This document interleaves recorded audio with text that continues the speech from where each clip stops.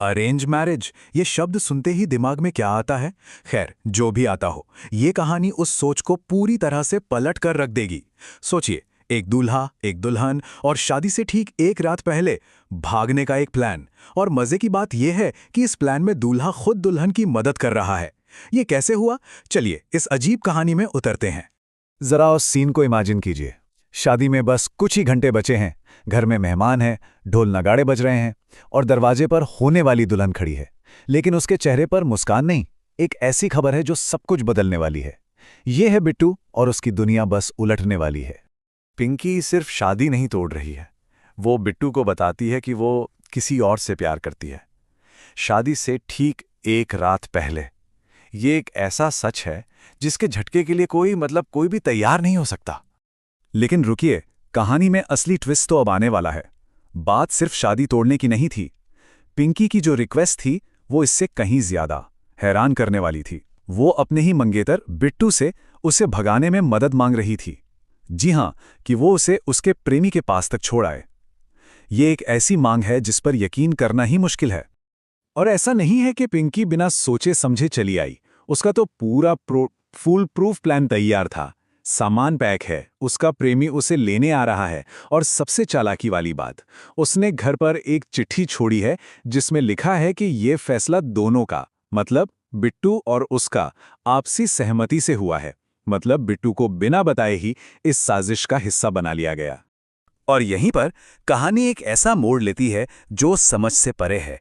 कोई भी सोचेगा कि बिट्टू गुस्सा होगा, चिल्लाएगा, उसके घर फोन करेगा, लेकिन नहीं, बिट्टू हर लॉजिक के खिलाफ जाकर पिंकी की मदद करने के लिए तैयार हो जाता है। अब सवाल ये उठता है कि आखिर क्यों, कोई ऐसा क्यों करेगा? इसके बाद जो शुरू होता है वो एक अजीब, थोड़ी मजेदार और पूरी तरह से उलझी हुई रात का सफर है।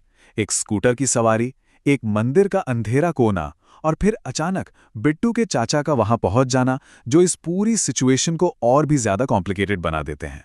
और इन सब के बीच वो दोनों इंतजार करते हैं और बस इंतजार करते हैं। इसी उथल-पुथल के बीच बिट्टू के चाचा एक अजीब सी सलाह देते हैं। सुनने में तो ये उनके स्कूटर के बारे में लगती है, लेकिन असल में ये एक बहुत गहरी बात थी।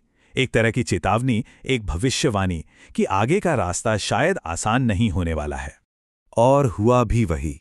2 घंटे बीत गए। पिंकी का वो सो कॉल्ड प्रेमी हर्ष नहीं आया। उसका फोन अब स्विच ऑफ है। भागने का पूरा प्लान फेल हो चुका है। अब उस अंधेरे में सिर्फ पिंकी और बिट्टू बचे हैं और उनके बीच की कड़वी सच्चाई। और जब उम्मीदें टूटती हैं तो सच्चाई की कड़वी गोलियां बाहर आती हैं। पिंकी बिट्टू पर एक सीधा आरोप लगाती है। वो कहती है कि बिट्टू ने उससे शादी के लिए इसलिए हाँ की क्योंकि उसका भी दिल टूटा हुआ था, कि वो बस अपनी एक्स गर्लफ्रेंड को भुलाने के लिए इस शादी का इस्तेमाल कर रहा था। और पता चलता है कि पिंकी का शक बिल्कुल सही था। बिट्टू मानता है कि उसकी एक्स ने शादी के लिए हाँ करने के ठीक 48 घंटे बाद उसे छोड़ दिया। वो बिना कुछ बताए लंदन चली गई और बिट्टू के हाथ में रह गया तो सिर्फ एक टेक्स्ट मैसेज। उसने भी अपने दर्द को दबाकर ही इस शादी के लिए हाँ कहा था।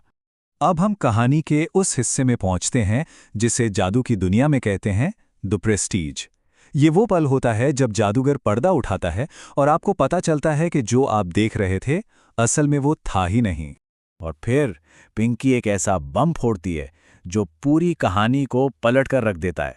वो कहती है, सुनो, मुझे पता था कि वो नहीं आएगा। मतलब भागने का पूरा प्लान, हर्ष नाम का प्रेमी, ये सब कुछ एक झूठ था, एक टेस्ट था। तो ये थी असली कहानी। पिंकी का भी दिल टूटा था, ठीक बिट्टू की तरह। उसका प्रेमी भी उसे धोखा देकर विदेश भाग गया था। तो शादी से पहले वो बस ये जानना चाहती थी कि जिस आदमी से उसकी शादी हो रही है वो कैसा इंसान है, क्या वो किसी की मजबूरी में उसका साथ देगा। ये पूरी रात बिट्टू के कैरेक्टर का एक बहुत बड़ा इम्तिहान थी। और यही इस कहानी का सबसे खूबसूरत हिस्सा है। ये रात उनकी कहानी का अंत नहीं बल्कि असली शुरुआत थी। ये भागने की कोई नाकाम कोशिश नहीं थी, बल्कि एक दूसरे की कमजोरियों को समझने और स्वीकार करने का एक बहुत ही टेढ़ा मेढ़ा रास्ता था। और जब सारे पर्दे हट जाते हैं, सारे झूठ सामने आ जाते हैं, तो बचती है सिर्फ एक अजीब सी लेकिन ईमानदार सच्चाई।